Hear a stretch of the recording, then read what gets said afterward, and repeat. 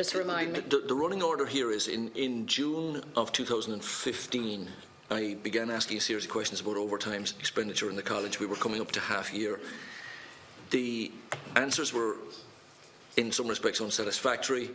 I discovered in the course of that we had essentially a private entity operating our restaurant. Up to that point in time, I had no knowledge of this. Can I just... Who did you ask the questions of, and who gave you unsatisfactory answers? They were finance staff in the college who I had addressed. It was spending issues and how were controls operating. And you weren't happy with what you were hearing? Well, no. I mean, I get a monthly report from the finance director, so I knew we were overspending, and I wanted to. Will somebody turn it off, please? Yeah. Okay. So that was the basis of it. Then I worked with Superintendent McCabe. Who's in charge, by the way, of that finance outfit? It ultimately rolls up to Michael. Yourself, you were in charge of that. Okay, thank you. Go on. So it begat a series of inquiries. I began to work with the administrator in the college, Superintendent McCabe, who's here with us. And which is Superintendent McCabe? Superintendent McCabe. Okay. And I came to understand that there were effectively a series of activities going on in the college that were outside the line command. So, for example, the restaurant, which I had assumed was at that point, part of established civil service, that it was an in-house operation. It was separate and distinct from. And so that was the beginnings of a series of questions. And was it that questioning process that you then discovered that there's this 2008 report? Correct. You weren't conscious of it? No, I was totally unaware of any of the historical background until that time. I got the 2008 report. Then I was told it was a 2010 report. I reported. And who told you about the 2010 report? The running order is important. I got the 2008 report and I rang Cyril and said, hey, look, I've got this. You must have a copy. Because that is about the 30th of June. Sorry, it's before that. I have the date chronology. It's in the last week of June 2015. Okay. So,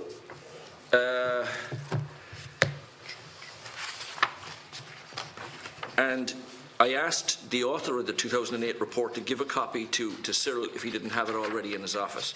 Okay. So he did. Cyril and I discussed it. We had a meeting in the college on Tuesday, the 30th of June. Okay. And on foot of that, I got a request from Cyril to go and synthesise. We had discovered a 2010 report at that meeting or around that time, and he asked me to put a note together detailing the issues arising from the two reports. Okay, just pause there. Yourself, Mr. Cotton, pardon me. So you had overseen this 2010 report? 2008 report. The 2008. Yes, yeah. Who oversaw then the two? I also did an update in 2010. And you did an update. Can you just remind the committee, who did you send that to? That would have gone to the Chief Administrative Officer. So Cyril had it? Well, in 2008 it was John Leamy. It was his predecessor. Okay, so the CAO, the person in position, had both of those. Thank you for that. So then you do your work and you synthesise these findings. You've seen Mr. Kelly's work now. Just advise the committee. Were you on the right track? I believe it was. Okay, so your work was subsequently verified by Mr. Kelly's work, and then the CAO at the time, Mr. Dunn, says to you that he will brief the audit committee. That was the purpose. That was the purpose of your work. Okay, but that never happened. I discovered that on the 27th of July. He told me that he hadn't briefed the audit committee. Did he give you an explanation for that? No, it happened in the course of a conversation around, the issues arising in the college. And what did you make of that? I was disappointed, frankly. I put a weekend into putting that together with some urgency. Okay. What do you make of that, Commissioner? The fact that at this stage you're in position as Commissioner? I'm interim Commissioner. You're interim, but you're the woman in charge. Yes. Nonetheless. Were you aware that this work of synthesis had happened, that the audit committee was to be briefed, that it wasn't briefed? What was your state of knowledge of that? I was aware from a report that I received from Deputy Commissioner O'Coulon, which the head of legal affairs had prepared on a basis. Okay, just tell us, when did you become aware that the synthesis work had happened and that audit hadn't been briefed, please? Well, firstly, the first I became aware of this issue was when I got a report from the Deputy Commissioner.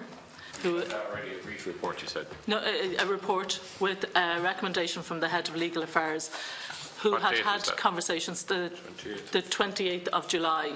And my recollection is it was received in my office around the 30th, but we can clarify those dates.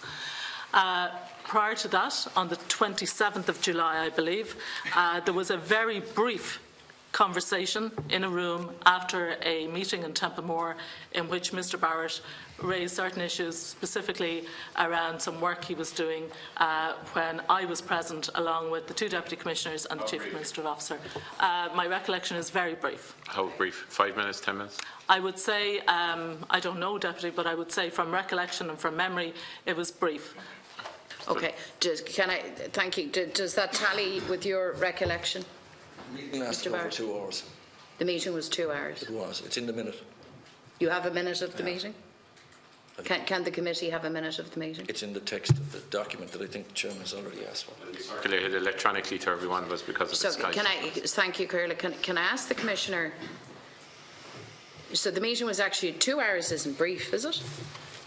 Deputy, my memory is that it was a brief meeting after a very long meeting that we had in the Garda College.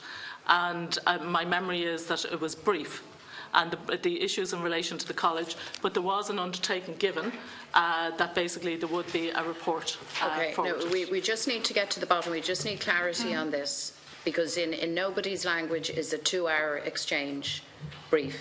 Mr Barrett seems to be quite sure in his recollection, and he says that he has a minute and documentary evidence to support the fact that it was a 2 hour meeting. Well, Deputy, I can only give you my recollection.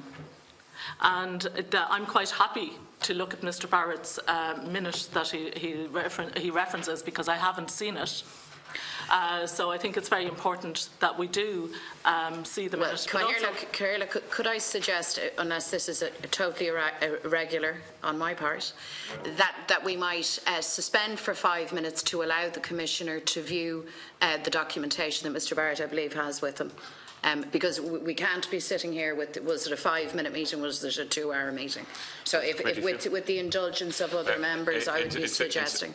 May I make a briefer suggestion? If you have the documentation with you, if you could give it to the Commissioner, let her look at it for 2 minutes, and we'll stay, because I don't want to break up the meeting again. Well, I'm happy enough with it. And Deputy, while Mr Barrett is preparing that, if I can, which may assist, what I am very, very clear on is, on receipt of the report from the Deputy Commissioner, it was immediately actioned, as was agreed. It was immediately actioned that the Chief Administrative Officer, Mr Dunn, would set up a group to actually start working on the issues and look at what were the issues. Okay. Just before you look at the documentation, can I just ask you, Commissioner, before you read that document, did you go to Mr Dunn and ask him why it was that he hadn't briefed the Audit Committee in the way that he had suggested to Mr Barrett? Did you approach him and query that? My understanding is that Mr Dunn briefed the Audit Committee at the September meeting of the Audit Committee. He had given an undertaking to do it in July. We've heard testimony that Mr Barrett worked the weekend to carry out the work at his request. He was to bring the matters forward. He didn't. Mr Barrett has told us he was very disappointed at that. What exactly was going on there? Why did he fail? Did you ask him? No, I didn't, Deputy. And, you know, the first I became aware of this was briefly on the 27th. On the 28th, the Deputy Commissioner, the day after, prepared a report based on Mr Ruan's report that he had sent to the Deputy, and immediately we implemented putting together a group comprising of the Department of Justice to look at these issues, because I think there's something very important, Chair, that needs clarification here. I think we're talking about something in isolation, and you mentioned, Deputy, on a number of occasions the 2008 report and what was done. No, sorry, Commissioner. No, you, at the end, if you wish to come back and rehearse the general scope. We're on a very specific issue here, and I want specific clarification. I want to know we need to clear up 5 minutes versus a 2-hour exchange, because one version is correct and the other is incorrect. And secondly, you haven't, in my view, given a credible explanation as to why you did not say to Mr Dunn what is going on with these matters. I had discussions with Mr Dunn, with the 2 Deputy Commissioners, and it was agreed that we would put together a group chaired by Mr Dunn. That's fine. Comprising deputy fine. But did, representatives. in the course of that exchange, what explanation at this stage did Mr Dunn give for not briefing audit? He didn't give any explanation, because the issue was that there was to be a group established. And I don't accept that. Deputy, with respect, I think the 2008 report is relevant here, because Mr Barrett quite rightly has highlighted that he identified a 2008 report compiled by Mr McGee. There was also a 2010 report identified. We're aware of this, yes. Now, what's very important here is, and what was very important and in our minds, so I can't speak for what's in everybody else's mind, I can speak what's in my mind. So it was in my mind that we needed to understand the context of what precisely had happened between 2008 and 2010. What I now know from the work that was done and from documents that we have seen is there was very extensive, when I say very extensive, there's evidence on a file that there was consultation with the Department of Justice at a very high level in those intervening years to actually address some of the issues that were identified in the 2008 report. Okay. That still doesn't answer the question. Can I make would you like to have a look at the documentation? Just before, because I want to give you, with all fairness, to give you a period to read that, because I need to get that clarification. But just beforehand, you keep referring to the July 27 or July 27. You got a brief. Somebody, was it said to you in passing, or was it in a document, or? My memory is that after no, it wasn't a document. Okay. My memory is, and I can only go on my memory. Yeah, fine, sure. My memory is that after a long meeting in the Garda College, I, accompanied by the Chief Administrative Officer and 2 Deputy Commissioners, were in the reception room having some tea. Mr Barrett arrived into the room and spoke about the issues in the... Okay, I think you need to read that document. Okay. We'll just for 3 minutes. 3 minutes, okay. Can I have a word with Deputy Inspector for a second?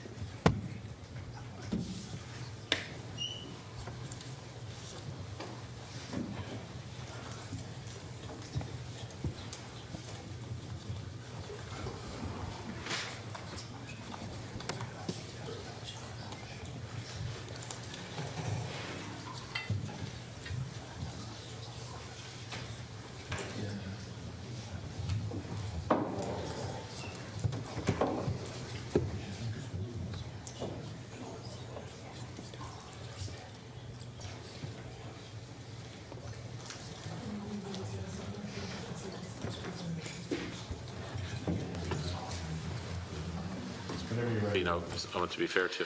Yes, and Chair, but I've asked the Deputy Commissioner, who was also present, to read the account, because I don't presume he has seen it either. Okay, no problem. Because there are a number of people present. Let's give him.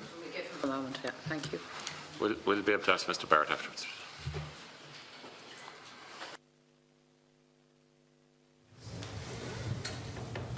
Sorry, I missed. Was there a question? No. We'll come back to it. Okay. It's a moment's silence and reflection. We do that here. Yeah.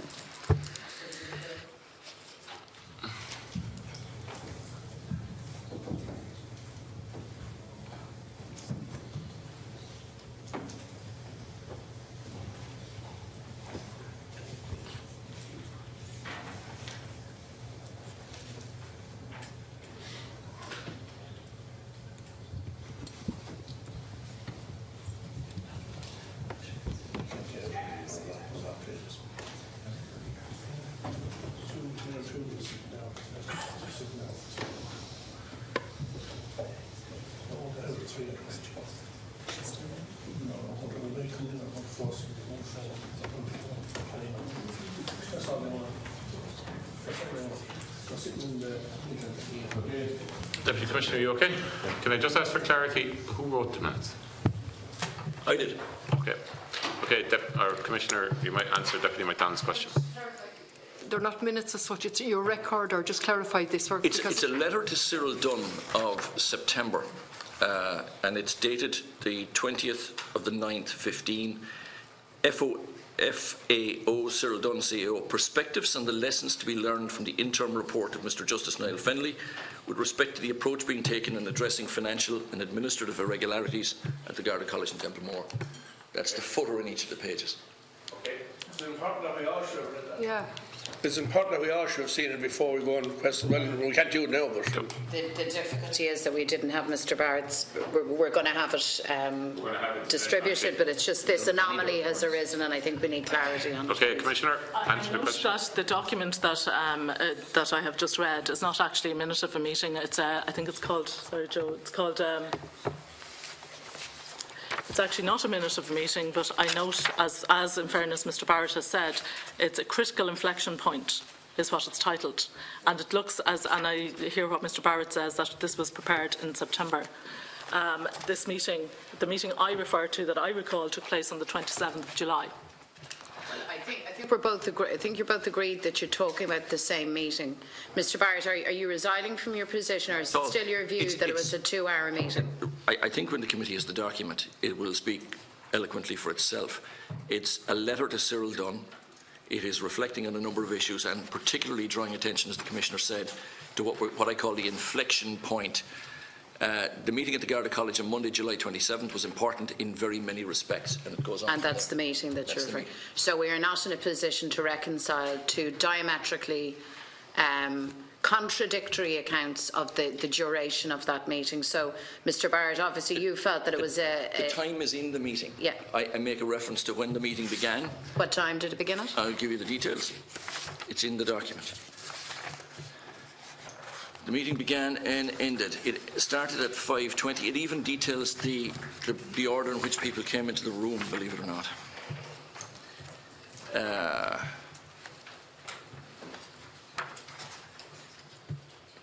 The meeting at the Garda College on Monday 27th was important in very many respects. You'll recall it began at 17:20.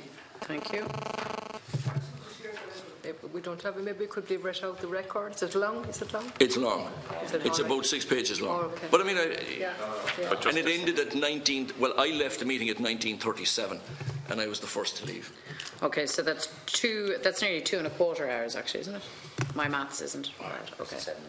So can I just say that that is obviously deeply problematic, because and I am surmising, I absolutely accept that the work is not complete, but we're reading the contours of what's presented here, and it seems now, Commissioner, that you weren't. These matters weren't dealt with you as a side issue or a by-the-by. You were deeply informed, briefed, and so on. There was no dispute about that I was informed and that I was briefed. On the 28th of July, the then acting Deputy Commissioner sent me a note which had the report from the Head of Legal Affairs, and that contained sufficient detail that on the 30th of July I wrote back to the Deputy and agreed that the committee... Okay, and we'll come to that, but it does not address the point that there is a clash of evidence here. You might just conclude and I'll... Okay, I have two more important things. Just before I move on, Deputy Commissioner O'Coulon, what's your recollection of that meeting, its duration? Or do you have one? I just know it was a very long day in the college. Okay. Was it a long meeting or was it a 5-minute? It was a long day in the college. So yes, I'm not asking. I understand that, so I don't know how long that aspect of the... You don't remember how long the meeting was? I know that there was a meeting. I couldn't give any estimate. And you don't recall? I can't recall. But my goodness, you are officers of the law and trained detectives. I'm shocked that your recollection is I can check my notes. This is about a meeting that happened at the end of a very long day. Okay, thank you. I have one last question I want to ask Deputy, I think Mr. maybe Ruan. as well. My memory is that it was not a formal meeting. after a very long meeting in the Garda College, we were having some tea at the reception. Mr. Ruane, could you briefly just describe for the committee your role in all of this? Earlier on, your role was described as crucial, no less. You're the legal advisor to the Garda Commissioner, is that correct? That's correct, Deputy. Can you advise the committee as to your role and interaction in the midst of all of this? Can you advise the committee as to what an S41 is? And can you advise the committee as to the nature of advice that you gave to the Commissioner and when? Well, Deputy, my professional obligations, they obligate me to provide advices. Now, those advices are privileged, and that privilege rests with my client, so I'll be as helpful as I can in relation to your questions. Firstly, Section 41 is a section of the Act that... the Garda Síochána. Sorry, Garda Síochána Act 2005. It puts certain obligations to report matters to the Minister for Justice and Equality. Okay. And now with amendments, there's a requisite section for the policing authority. But originally, the Section 41 pertains to the Minister. And there are circumstances where the Commissioner could consider forwarding a report to the Minister. So in circumstances such as what emerged then in July, let's hear from July, and the synthesis has happened and the Commissioner is briefed and it's very serious matters, if you can't answer this, perhaps the Commissioner might. Was advice given to you under Section 41 to inform the Minister to make a report elsewhere? Did you take that advice? Advice wasn't given to me under Section 41. Section 41 of the Garda Síochána Act is a provision provided in the Act which matters can be informed to the Minister. I received a report from Deputy Commissioner O'Coulon which attached a report from the Head of Legal, and as Mr Ruane has said, there is client confidentiality and privilege attaching, but I have no difficulty in saying what I did. On receipt of the report, as I said earlier, we had discussions at the executive level about setting up this committee and making sure that all of the individuals that needed to be informed about this were informed, and that we got a holistic view of precisely what we were talking about. We then decided that the group would be established and would include representatives from the Department of Justice, so that everybody would be completely cited and au fait with what precisely we were doing. And what we were doing at that time was we were trying to find out what was the context to this. So the McGee report was 2008. What we wanted to know, who had knowledge and who had sight. And again, I think it is very important that we do say that in the funding arrangements that were put in place in the college, the department, and indeed at the time the Department of Finance, extensively advised in terms of the structures that were put in place, and we were trying to establish what precisely were we dealing with, and more importantly what needed to be done. Are you saying the Department for Justice advised the kind of structures that were in place in Templemore? My understanding... That they knew all about this? My understanding is that this creative accounting model of... My understanding is that the funding arrangement for the Garda College from the Walsh report onwards was done, because bearing in mind that before... The date of the Walsh report for the rest of the room? 1988. So you're saying the department were aware of the funding arrangements in Templemore since 1988? My understanding is, I can't comment on behalf of the department. Of course, but what I can say is that prior to 2006, prior to the Commissioner becoming accounting officer in 2006, the accounting officer on Garda Síochána was the Secretary General of the Department of Justice. Okay. Thank you for that. I just want you to tell me, did your legal advisor give you advice under Section 41 to inform the Minister for Justice? Yes, the legal advisor gave me his opinion, which that this may warrant a report under Section 41. I felt that at that time that we did not have sufficient information, and what we did was we put together an immediate group comprising representatives of the Department of Justice. So, Commissioner, to get to the bottom of the matter. I am assuming that Mr. Ruane is a most competent and proficient individual. That's why he's in the job. That's why he's your legal advisor. He gives you this advice on a matter that you have said unacceptable behaviour. a system that brought with it absolute jeopardy in terms of the standing and reputation of An Garda Síochána. I think you would accept that. Your legal advisor advises you under the Act that this is a matter that ought to be reported to the Justice Minister, and you disregard that advice. That is quite Deputy, I did not disregard the advice. I did not disregard the advice. What I did was I considered what we were aware of at that particular point in time. How many reports had been done at that particular Can I be very amount clear? of time? There was a 2008 report compiled by Mr McGee. There was a 2010 report. Yes. Bear in mind, these reports were not attached to what I had received.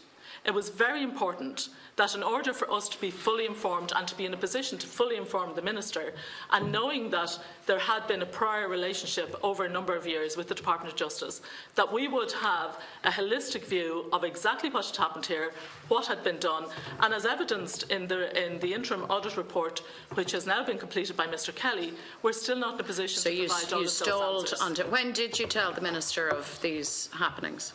When Mr Kelly's report was finished. And just remind the committee what date that was. I want to be very clear on the at all times the group that was established comprised of representatives from the Department of Justice. But you, as Garda Commissioner, failed to inform the Minister, despite having advice to that effect. What date did you inform the Minister of these happenings in Templemore?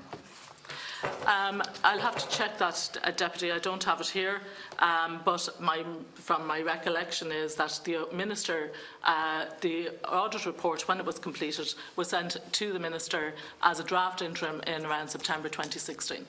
Deputy, thanks. We'll get back to another. I'm sure you have loads more questions. If I could interject myself, thanks to Deputy Aylward for he was out briefly. I was on the list. There's a lot, so I'll let you go ahead. You heard more than I did. Thanks. I couldn't compete with you now, to be fair. Okay, just a few general questions, and actually a couple of these questions I'm going to ask every witness, as in the general. So please feel free if you need to come forward to the microphone. You said you were told briefly, Commissioner, sorry, you said you were told briefly about this in July before the meeting on the 27th. Were you the 27th was the first date you heard about this? Yes. Okay.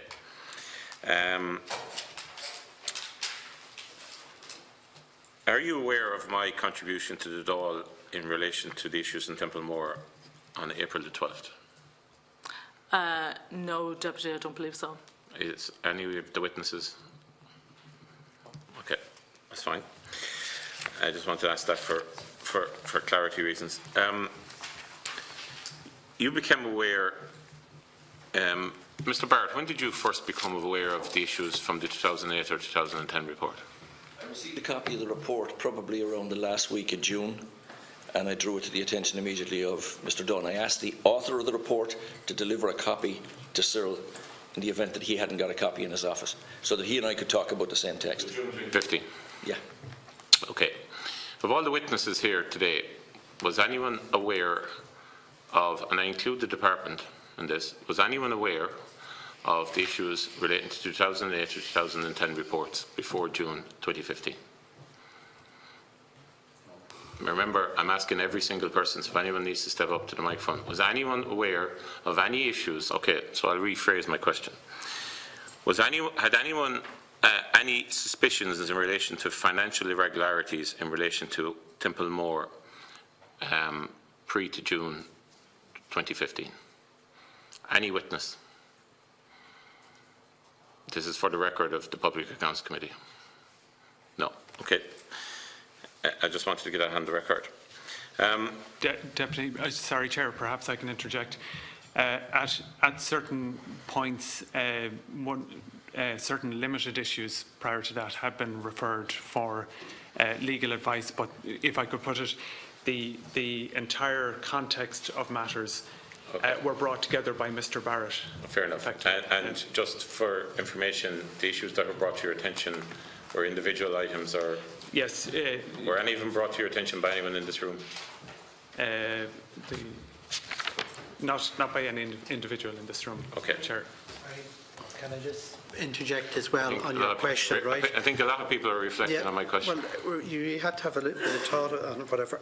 Page 14 and 15 of my report details what I knew or the attempts I was making to gain information in, and as discussed with Deputy MacDonald earlier, in relation to seeking information, being uneasy about issues, bringing them to my concerns to the Commissioner at the time, being provided with assurances and a summary report from Mr. Culhane. And at that stage, I accepted the assurances provided. After that date, the college effectively closed down. So from 2011 onwards to 2014-15, there was very little activity in the college. Pre-2011, the information that was provided to you, it wasn't provided by anyone in this room, I presume. Well, the problem was that information wasn't provided to me. Oh, sorry. But I had concerns. Oh, sorry. So that was my issue, that I was aware that there was reports out there that I wasn't aware of, that I thought should have been brought to can I just repeat, internal audit. just for emphasis, can I repeat what you're just saying there? Yeah. You were aware. Yes. That you were aware that there were reports out there that you weren't being made aware of. Yeah. Can we just think about that? So, how did you become aware of something that you knew existed, that you looked for but weren't given? Because I was told. Who told you? Because I was told. Who told you? I would think it probably was the management of the college when I was seeking to I respect this conclude. has gone back 2 years now, to be fair to you. Yeah. And I think maybe the finance directorate as well, in terms of they were engaged in work in the college, and I was being informed that no, hang on until that work is concluded, and then you can go and have a look at of the new system. So all your requests for this information about these reports, yeah, this 2008 report in particular, yeah, fell on deaf ears? Yes. And you made numerous requests for it? Yes. 4 or 5? Yeah, I would say so, yeah. Isn't that incredible? Well, Deputy, as I say, what we have done is, and I think it's important. I'm not asking you to talk about what you've done, but and in fairness, you weren't there at the time, but is it not incredible that the internal auditor of the Garda Síochána on multiple occasions asked for a report he knew existed because he'd been told in relation to the financial irregularities going on in Tiltonmore College, and on multiple occasions the processes inside in Garda Síochána refused to give him that information? Well, what do you think of that? Well, Chair, I'm sure you'll appreciate that I cannot speak for my predecessors or for previous office holders. But do you think he should have been provided with the information? Yes, I do. And what I can tell you is that, and Mr. Kelly knows this, we have made all of these reports that are available to us available to Mr. Kelly. All right, that's fine. Chair, just sorry, apologies for a second. Ms. Reddy, who works in my office, is a staff officer in my office. And she just wants to say that she would have been aware of the report in 2008. She's not a witness, I know technically, but she just passed me a note there. So. Okay, we might ask Ms. Reddy, when were you made aware of it? Well, I was in the CIO's office. I was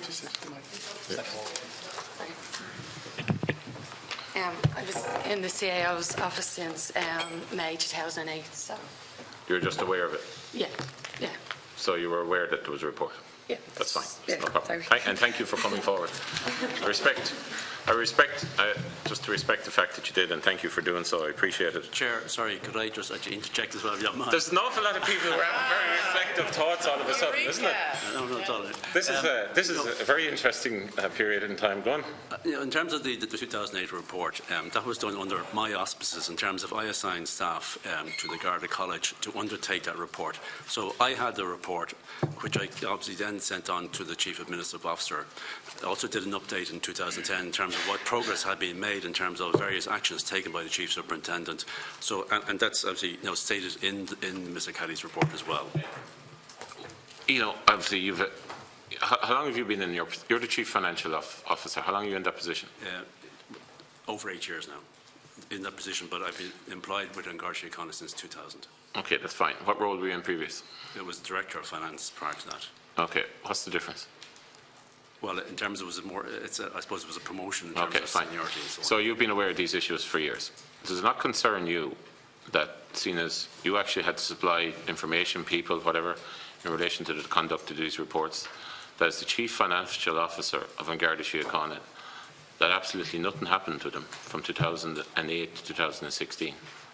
Well, in terms from your perspective in your role, did you make efforts to ensure that these were being acted upon?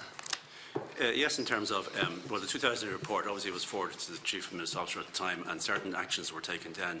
And in terms of over the period of time then as well, other actions were taken to address some of the issues raised in the report. Well, what actions were taken, yeah? In terms of the closure of the bank account and closure of bank accounts, liquidating of investments. In 2008? Sorry, no, I mean in terms of actually, you know, the 2010 report stated that I think 13 bank accounts had been closed. Sorry, Chair, just the answer was action was taken in 2008 following the 2008. You said action was taken after the 2008 report. Well, in terms of, I would have passed the report on to the Chief Administrative Officer, whom I reported to, and then there was a communication between Chief Administrative Officer and the Commissioner at the time, and in which I think it was already been discussed that the Commissioner at the time accepted the recommendations in the report. And so there was an approval procedure there for the recommendations in the report. And the report then would have been referred to, I believe, to the Chief Superintendent in the college to take various actions. And during that period of time, I think it was 2008 to 2010, various actions were taken to address some of the recommendations in the report. I don't believe all of the recommendations. 14 of the report, Cahir, look, it says that of the 6 points agreed in correspondence between the Commissioner and the CAO, none were implemented. That's on page 14 of the report. Yes, well, in terms of, I mean, it does say that in the report that of the recommendations. Can you turn to page 14 of the report and you will see that? What I was about to point out. Of the 6 points agreed in correspondence between the Commissioner and the Chief Administrative Officer, none were implemented.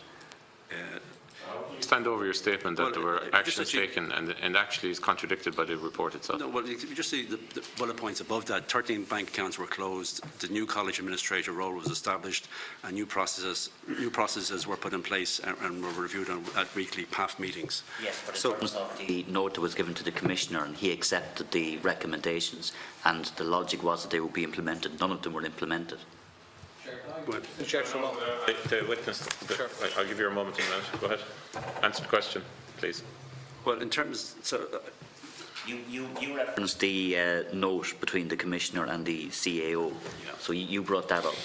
It made, as we know, 6 recommendations and 6 points were raised. And what the internal audit report shows, and maybe Mr. Kelly might be able to enlighten us, that none of those issues were implemented. So do you accept that? Well, yes, I accept that in terms of.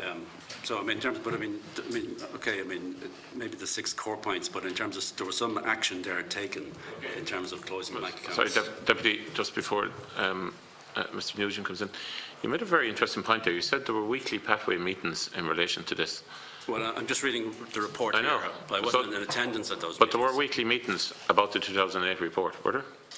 I'm just reading the contents of the. But surely you'd have been aware of it, as Chief Financial Officer. No, in terms of the college, in terms of it was administered under the Chief Superintendent at the time. Okay. So I would not attend those meetings. Okay, I know. I didn't say you'd attended, but you were aware that there were meetings taking place too. No, I was not. So you weren't aware there was any progress going on a weekly or monthly basis from 2008 on in relation to addressing the issues which were so glaringly obvious to you as financial controller? In terms of, there was an update then in 2010 which encapsulated some of those actions that had been taken in. Do you feel that the response post 2008 under your role as Chief Financial Officer was appropriate? I highlighted the issues and I can only offer advice as well. And in terms of so in other words, the executive summary for you is you did your job, you pushed it up the line and nothing happened. Well, in terms of certain actions were taken, and I suppose, I mean, at the time, the structure of the college was set up in such a fashion that, you know, certain actions. Sorry, in terms of how the college was funded in terms of the weekly stipend to the college for each student. So that was the structure then. And then the actions in terms of, say, the... Sorry, excuse me, would you refrain? I have to listen to the witness. Yeah. In terms of, say, the bodies which were set up, say, for example, the restaurant and the shop, I mean, they were managed externally to the vote. They were not part of the vote structure at the time. But I just, final question to you.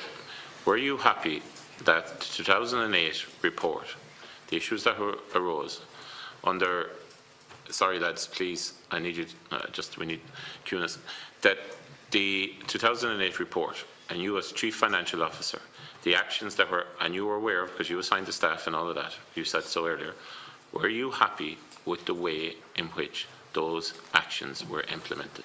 It's a yes or no answer. No, no is the answer. I appreciate your honesty. Can I be helpful to you, Car? Here, look, on page 4 of the report, it talks about the college management responded in March 2010, rejecting many of the recommendations of the Finance Directorate's report. It goes on to say that some of the issues were addressed by the college management. However, the structural issues in the college governance were not addressed, and over the years, some of the improvements in financial controls have now been reversed. So whatever improvements were made, it says some of them were actually reversed, and that far from being in a position to be helpful and to implement recommendations, in fact it says that college management rejected many of the recommendations of your report. Is that correct? Yes. Yes. And in rejecting those recommendations, then what course of action did you take? Well, in terms of again, I report to the Chief Administrative Officer, so I can only lay down the report. If my recommendations or advice is not accepted, I can't force them to implement the recommendations. Everybody that's been asked has said we passed it on to somebody else, and somebody else isn't in the room, and the person who isn't in the room, we don't know what they did with it. And that's the pattern that seems to be witness, from, in fairness, from all of the Mr. Cullen is saying effectively what you did, you put it up the line. You were not happy in the way in which it was dealt with. You've said that on the record here of the chamber, and the actions weren't implemented. And essentially, and not alone were they not implemented, but some of them were actually reversed. That's according to the audit. Well, I accept that, but I mean, in terms of, say, the management of the college was managed. It wasn't part of my brief in terms of managing the college. In terms of, so I mean, there was a subset in between. Yeah. Okay, just very briefly, Mr. Nugent. For the assistance of the committee, I'm happy to make a copy of the correspondence that's referenced by Mr. Kelly in the audit report of March 2010, which is from the Chief Superintendent of the college, which comments on each of the individual recommendations and what's happened at that. So I'll happily make that available. Okay. The next question is actually to the Department of Justice. I asked the question earlier on, was anyone aware pre-June 2015? I know the Department of Justice wasn't aware. Yes, that's correct. So the Department of Justice was not aware of any financial irregularities in Templemore pre-June 2015? That is correct. Having said that, I have seen a letter, the instruction from the Commissioner to the CAO with the 6 recommendations that weren't implemented, had on the margins of it, and I've seen this document the last few days, had on the margins of it a record of the Commissioner having discussed it or mentioned it to the Secretary-General at the time. So, insofar as I've seen any evidence, I've seen evidence. When did you see that? Suggest, in the last week or so. Oh yeah, but it wasn't pre. So, the Department of Justice, and obviously, in fairness, you're only representing it here today. I understand you can't be holistic, right? I must declare for absolute transparency, actually, from the same town as this gentleman, and I know him. But the Department of Justice wasn't aware of the financial irregularities in Templemore Training College in June 2015. That is my understanding, yes. That is absolutely unbelievable. I'm sorry, I respect that that's your, I mean, it's not a reflection on you, yeah. But for me, the idea that since 1960 odd, and since 1983, since the report that you've referenced yourself, in fairness, Commissioner, not your fault, the report from, Walsh report, yeah, that the Department of Justice had no idea that there were financial irregularities in relation to Templemore is frankly incredible. Okay, I want to move on to some specific questions, and I need Mr. Barrett in the room. One member, Mr. Barrett has left us.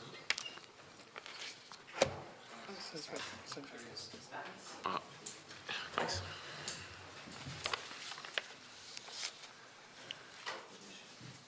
Just while Mr. Barrett's composing himself, Mr. O'Callaghan or any of his colleagues, Ms. Barry or Mr. MacDonald, if you want to make contributions, feel free.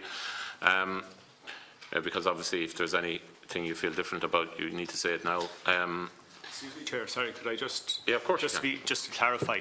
I'm not trying to get you. I know that. Yeah. I suppose you asked about irregularities, and I've answered the question about irregularities. The department, as far as I'm aware, was not aware of irregularities in the college. In terms of the structure of the finances of the college and how it was set up and arranged, obviously it was done at a time when the department had responsibility for the Garda vote, and the Secretary General of the department was the Secretary General of the counting officer. So I'm not saying that the department didn't know in 1992, when the arrangements were put in place, what was put in place. Clearly it did, because it had responsibility for it. But it had known, it presumed obviously that things worked as they were intended, and there was I have seen nothing to suggest the department knew at any time until 2015 of irregularities. And any date in 2015 month-wise? I'm not sticking you to it, by the way, you can come back to us, but I presume it was roughly speaking, October 2015. Okay, and I'm not holding you to it because, to be fair, you were trying to memorise. I respect that. Chair, can I just add to what Mr. O'Callaghan has said?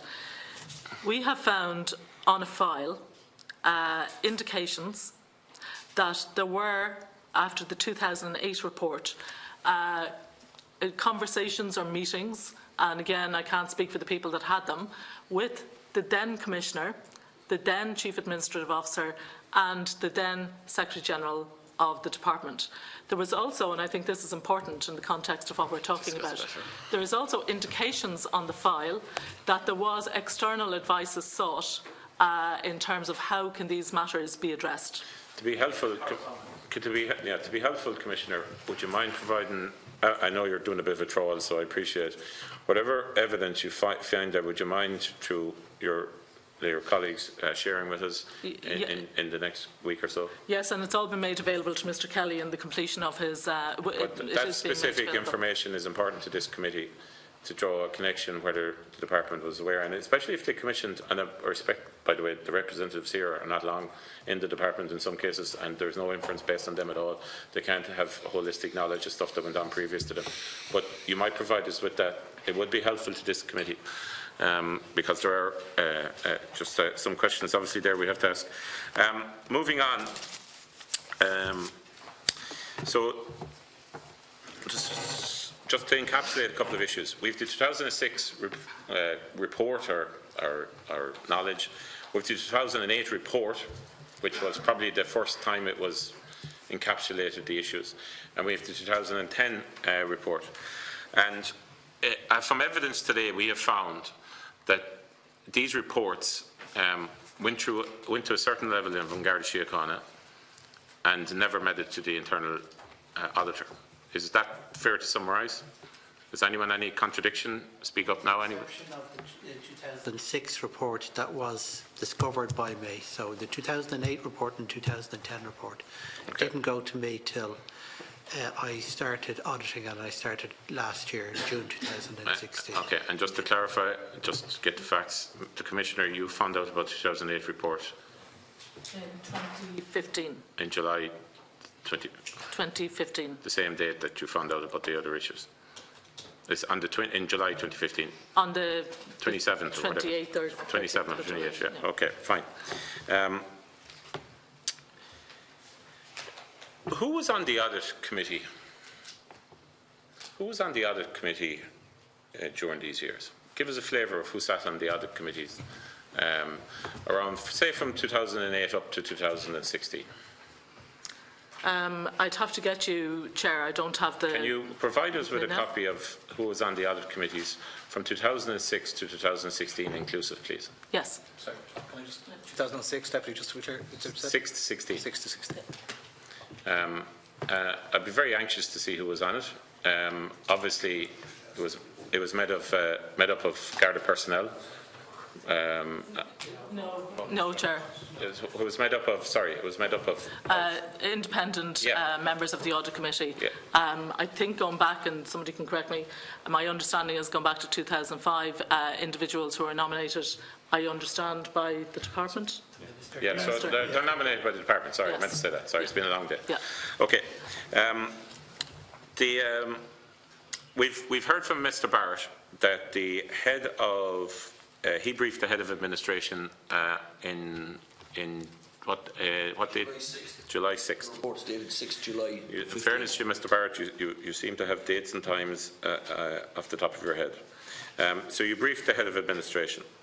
It was your understanding that the head of administration was going to brief the audit committee, and he never did so. Is that correct? That's correct. The purpose of he asking me to write the synthesis of the two reports was such that he could take it to the audit committee on the 15th of July.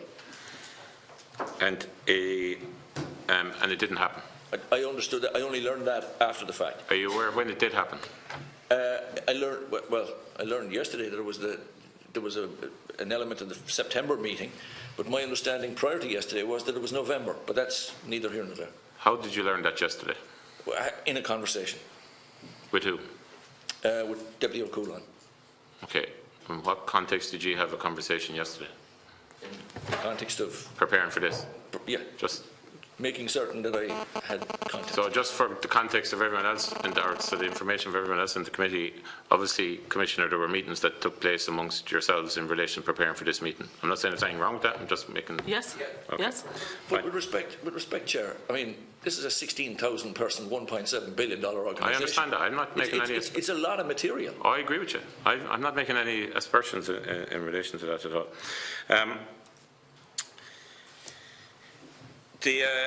Mr. Ruan, you give advice, which the Commissioner obviously has now spoken about. You give advice in relation to Section 41 of the Garda Síochána Act 2005. Yes, yes, Chair. In what context did you give that advice? Mr. Barrett had approached me, and we had a number of discussions, and he brought to my attention the McGee report, and he had indicated that there was a further report, the Nolan report, on the way to him. But Mr. Barrett effectively brought all of the components together, but certainly they raised serious and significant concerns, in my view, at the time. And you felt it necessary to notify the Commissioner as her legal advisor that it was necessary under Section 41 of the 2005 Garda Síochána Act that she should notify the Minister? Well, certainly the Commissioner has indicated. I would give advice that it's a matter to be considered. Ultimately, it's a decision. What was your recommendation? Ultimately, well, perhaps the Commissioner, if you're happy. I suppose, Chair, we're conscious of the client confidentiality, but as I said earlier... You've kind of waived it earlier on a bit. No, I want to be very clear. I absolutely uphold the client privilege, the legal profession. But you said you were happy to say why you did. No, I said I was happy to say what I did. Okay. And that's where I'm happy. So what I did was I got the report from the Deputy Commissioner attaching the report of Mr. Ruan. Mm-hmm. I considered the matter. Mm-hmm. I discussed the matter with the Executive, mm-hmm. and I was happy that the steps that we had identified to be taken, because what was clear was that there was a 2008 report and a 2010 report. What we did not know, and my understanding is that at that stage, no further investigations had been done. There were a number of issues raised in those reports that we needed to understand what had been done with them. And we needed to understand precisely who knew what had been done, and that we will be in a position to be fully informed and to fully inform the Minister.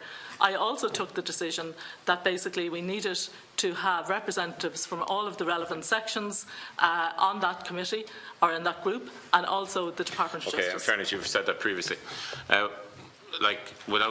okay, protecting the privilege, etc., respect your role, Mr. Rowan.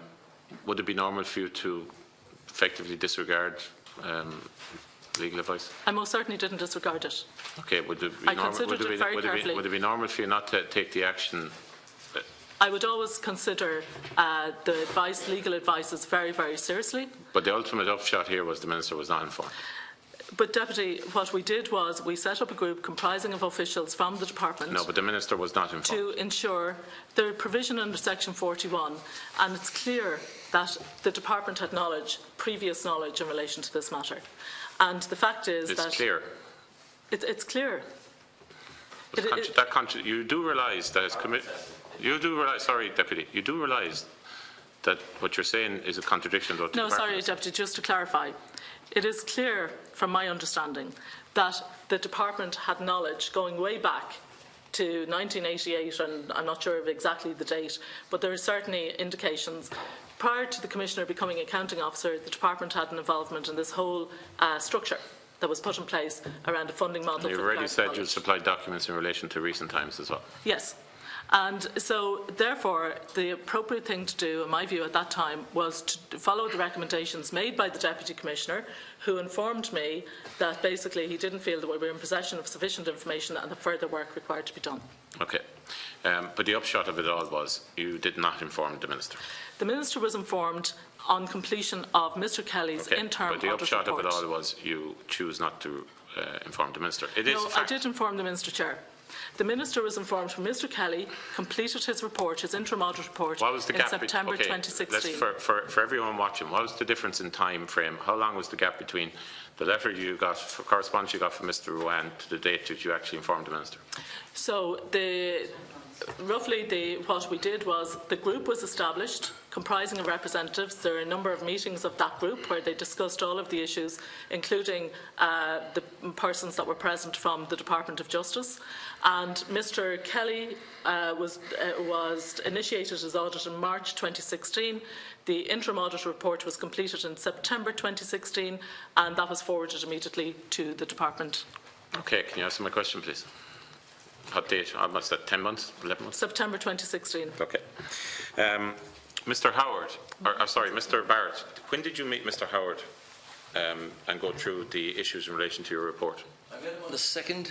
You might explain to everyone else who's Mr Howard. Mr Howard is the outgoing chairman of the statutory audit committee. Okay, what date did you meet him? He rang me on the 31st of May. What was the context of that call? He wanted to meet with me. Why? Because he had received from Mr Kelly my report of the 6th of July 2015. Okay, and what was his response when he met you? Well, my document contains a very lengthy note of that meeting and issues. Okay, but just give us a flavour. Well, he asked to meet me, having received a copy of my note from 6 July the year before. Okay. I met with him. We were to meet at 3 o'clock. He was delayed. We met somewhere after 3. He expressed a view at that meeting that there were certain things he was unaware of, and he and I talked till well after 6 o'clock. Would it be fair to say he was shocked at what he heard? Yes. Sorry, I'm asking you. I'll give you a chance. There's no problem. He also asked to have a series of discussions with me. And what? Sorry, just you can remind me to come back in. And did he have a series of discussions with you? No. Did he ever speak to you about it again? I've never spoken to the man since. Do you find that amazing, considering he was shocked? Yes. He showed huge interest in it. The meeting went on for a long period of time, longer than what you had projected, probably. Yeah, it was a lengthy meeting. How long was it? About 2.5 hours. And he never spoke to you again, even though he said he would? No, he didn't. Did he make any action as a consequence? Did he make any action? Are you aware, did he make any action based on your meeting? I don't know. I haven't spoken to the man. I don't know what he did. Matters progressed and so what date was that meeting? 2 June. Commissioner, did you... 2 June 16. So can we just clarify? The date between the July there was 11 months between the time the Commissioner was told and the Head of External Audit spoke to you. Correct. So when did the Head of External Audit find out about your report? I don't know, but there was a briefing I learned from Deputy O'Coulon yesterday. There was a briefing at the audit meeting of September. Okay, so was he aware